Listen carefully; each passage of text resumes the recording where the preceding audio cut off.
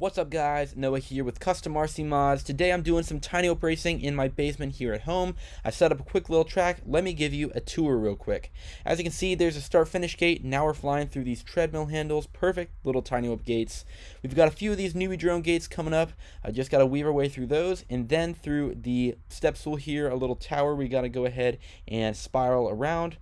A few more of these collapsible newbie drone gates up in the ceiling, and then through the studs to exit the storeroom. Now I've got a PVC pipe ladder gate that I've built here, 3 little elements we got to spiral up through around the banister, and that completes 1 lap as we fly back through the timing loop there with the start finish lap.